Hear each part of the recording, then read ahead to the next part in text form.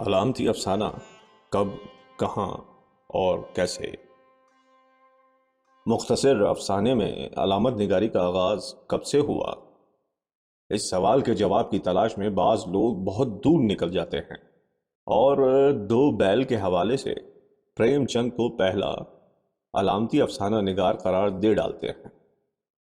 ایسا کہیں نہ سمجھی کی بنا پر کیا گیا اور کہیں بدنیتی کی بنا پر۔ دو بیل ایک اچھی اور پر اثر کہانی سہی، لیکن اسے علامتی قرار دینا کج فہمی یا سادہ لوحی کی دلیل ہے۔ آسمان سے گرے تو کھجور میں اٹکے کے مصداق کچھ لوگ پریم چند سے آگے بڑھ کر درون تیرگی کے حوالے سے مرزا ادیب کو پہلا علامتی افسانہ نگار منوانے پر اصرار کرتے ہیں، جبکہ درون تیرگی کسی طرح علامتی افسانہ نہیں تھا۔ زیادہ سے زیادہ یہ کہا جا سکتا ہے کہ یہ کہانی اپنے وقت کے عام دھارے سے الگ تھی اور اس میں کچھ دھندلے اور بالکل ابتدائی نقوش علامتی افسانے کے موجود تھے۔ اسی لیے ڈاکٹر سلیم اختر نے بھی اسے حقیقت اور علامت کے درمیان نو مینز لینڈ قرار دیا ہے۔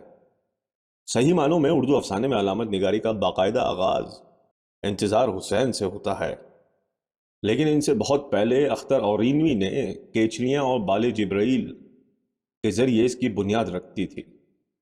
واضح رہے کہ اختر صاحب بھی اپنے مجموعی رجحان کے اعتبار سے علامت نگار نہیں تھے، مگر اردو افسانے کی تاریخ میں کیچلیاں اور بال جبرائیل کا ذکر علامتی افسانے کی خشت اول کے طور پر ضرور آئے گا۔ ویسے بعد میں بھی اختر اورینوی نے دو تین علامتی کہانیاں مثلاً ایک درخت کا قتل وغیرہ تحریر کی، لیکن اس وقت تک علامتی دور کا باضابطہ آغاز ہو چکا تھا اور اس سے قبل کرشن چندر بھی مردہ سمندر جیسی علامتی کہانی لکھ چکے تھے۔ انتظار حسین کے فوراً بعد جن لوگوں نے افسانے کا رخ علامت نگاری کی طرف موڑنے کی کوشش کی، ان میں انور سجاد، بلراج مہندرا اور سریندر پرکاش وغیرہ کے نام خاص طور پر قابل ذکر ہیں۔ مذکورہ بالا افسانہ نگاروں کے بعد علامت نگاری دیکھتے دیکھتے نئے افسانے کا ترہ امتیاز بن گئی۔ یوں بعض حلقوں سے اس کی مخالفت بھی ہوتی رہی، لیکن مخالفت کا کیا ہے، یہ تو ہوتی ہی رہتی ہے، کارواں اس کے باوجود چلتا رہتا ہے۔ ڈاکٹر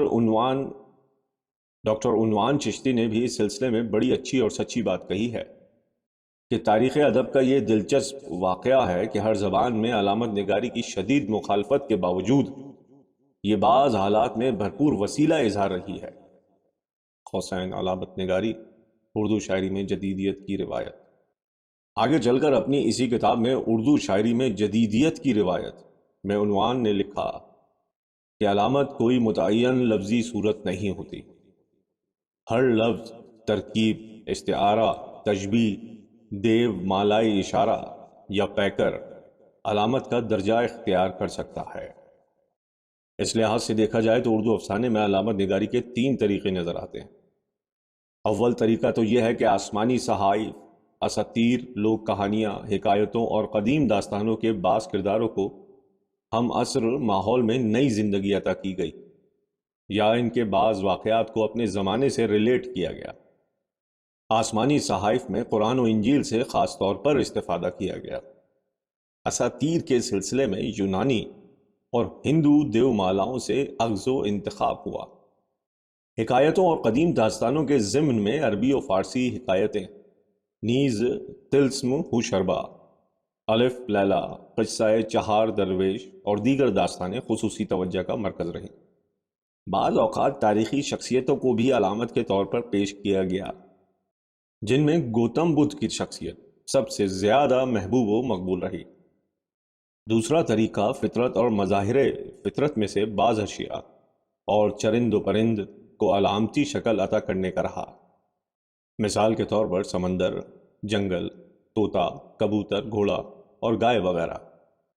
تیسرا طریقہ موجودہ عہد کی بعض ایجادات اور روزمرہ استعمال ہونے والی چیزوں کو بطور علامت پیش کرنے کا سامنے آیا، جیسے بس، سائیکل، فورک لفٹ اور ماچس وغیرہ۔ مگر یہ سمجھنا صحیح نہیں کہ ایک افسانہ نگار نے خود کو کسی ایک مخصوص طریقہ کار تک محدود رکھا۔ اور دوسرے نے کسی دوسرے طریقہ کار تک۔ عام طور پر افسانہ نگار تینوں طریقوں کو علامت سازی کے لیے استعمال کرتا ہوا دکھائی دیتا ہے۔ ایسا کوئی افسانہ نگار شاید ہی نظر آئے جس نے علامت نگاری کے لیے کوئی ایک مخصوص طریقہ منتخب کر کے صرف اسی کو مستقل طور پر برتا ہو۔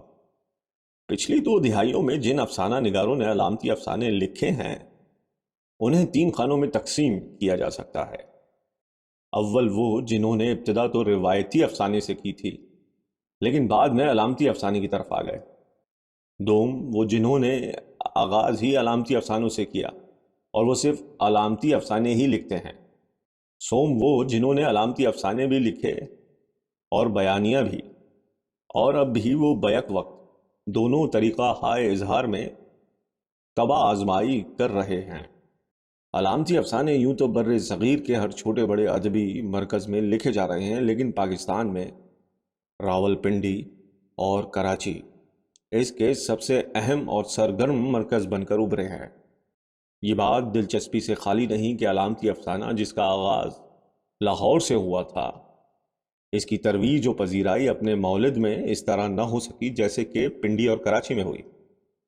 ہندوستان میں دہلی، بمبئی، پٹنہ، حیدرآباد اور لکھنؤ اس کے سب سے زرخیز مراکز تصور کیے جاتے ہیں۔ پیراگراف سازی اور وہ بھی ادیبوں کی ایک مشکل اور نازک کام ہے۔ مشکل اس اعتبار سے کہ تمام لکھنے والوں کے نام ڈھونڈ ڈھونڈ کر یکجا کرنا مستقل مطالعے اور تلاش و جستجو کے بغیر ممکن نہیں۔ نازک اس لحاظ سے کہ اس سے تعلقات عامہ کو خطرہ لاحق ہو جاتا ہے۔ پھر بھی بعض اوقات فہرست سازی ناگزیر ہو جاتی ہے تاکہ یہ معلوم ہو سکے کہ کون کیا ہے اور کدھر ہے۔ اگر یہ کام آج نہیں کیا گیا تو کل اور مشکل ہو جائے گا اور کنفیوژن اور بڑھتے رہیں گے۔ لہٰذا اب یہ دیکھیے کہ پاکستان میں علامتی افسانہ نگاروں کی فہرست میں کون کون سے نام شامل ہیں۔ چھوٹے بڑے، معمولی غیر معمولی کی بحث سے قطع نظر، پنجاب میں رشید امجد، خالدہ حسین، احمد داؤد، مرزا حامد بیگ، احمد جاوید، محمد منشا یاد، رخسانہ سولت، سمیع آہوجہ، مستنصر حسین تاڑڑ، نجم الحسن رضوی، انتظار حسین، مسعود اشعر، انور سجاد، منیر احمد شیخ، نگہت مرزا، عرش صدیقی، محمد احمد قاضی، اسلم سراج الدین، انور احمد، مظہر الاسلام، علی تنہا، اقبال نظر، انجم ترمذی، منصور قیصر، مشتاق قمر اور سلیم آغا قزلباش وغیرہ۔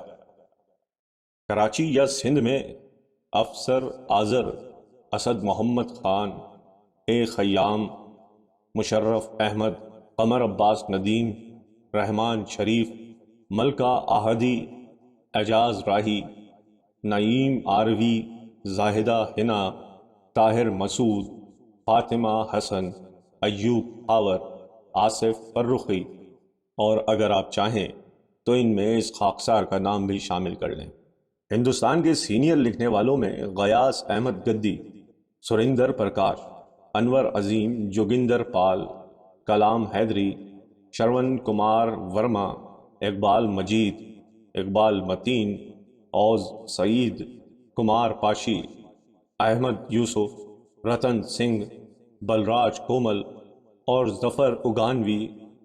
بعد کی نسل میں قمر احسن، شوکت حیات، حسین الحق، کنور سین، علی امام، رضوان احمد، شفق، انور قمر، میم قاف خان، انور خان، سلام بن رزاق، سلطان سبحانی، حمید سہروردی، عبد الصمد، اکرام باغ، انیس اشفاق، سید محمد اشرف، مظہر الزمان خان، ساجد رشید، انیس رفیع، عشرت ظہیر، مومن مشتاق صدیقی، طارق چھتاری، غیاث الرحمان، مجید انور، سجاد عزیز، محمود شکیل، احمد عثمانی اور شمس الحق۔ ہندوستان ایک بڑا ملک ہے، وہاں بہت سارے لکھنے والے ہیں، پھر وہاں کے رسالے اور کتابیں بھی یہاں دستیاب نہیں۔ اس لیے ہو سکتا ہے کہ دو ایک نام اس فہرست میں شامل ہونے سے رہ گئے ہوں۔ یوں بھی کوئی فہرست قطعی اور آخری نہیں ہوتی۔ پھر بھی یہ دعویٰ شاید بیجا نہ ہوگا کہ پاکستان کی مندرجہ بالا فہرست بڑی حد تک جامع اور قطعی ہے، اور پاکستان میں علامتی افسانے کے حوالے سے تا دم تحریر یعنی 8ویں دہائی کے خاتمے تک وہی لوگ اہم یا قابل شمار ہیں جن کے نام اوپر دیے گئے ہیں۔ ان تمام لوگوں میں سے کتنے مزید پیش قدمی کریں گے اور کتنے پسپا ہو جائیں گے، اس کا جواب صرف آنے والا وقت ہی دے سکتا ہے، ہم یا آپ نہیں۔ ہاں، یہاں ایک اور بات یاد آئی، ایک نہیں بلکہ دو، ایک ہندوستان کے حوالے سے اور ایک پاکستان کے حوالے سے۔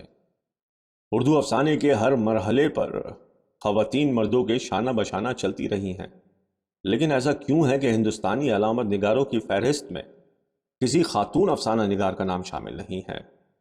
اسی طرح مندرجہ بالا فہرست کے مطابق پاکستان کے صوبہ پنجاب اور سندھ میں تو علامتی افسانے زوروں سے لکھے جا رہے ہیں، لیکن ایسا لگتا ہے کہ ہمارے دو صوبے سرحد اور بلوچستان اس معاملے میں بھی اپنے کوٹے سے محروم رہ گئے۔ ان دونوں صوبوں میں ادبی سرگرمیاں تو موجود ہیں، تحقیق و تنقید اور شاعری کا کام خاصا ہو رہا ہے، کچھ لوگ افسانے بھی لکھ رہے ہیں، مگر علامتی افسانے کا خانہ سرے سے خالی نظر آتا ہے۔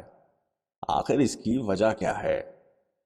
یہ ایک نیا اور دلچسپ سوال ہے جس پر غور کیا جانا چاہیے، بشرطے کہ ہمارے نقادوں کو اتنے زندہ سوالوں پر غور کرنے کی مہلت اور توفیق ہو۔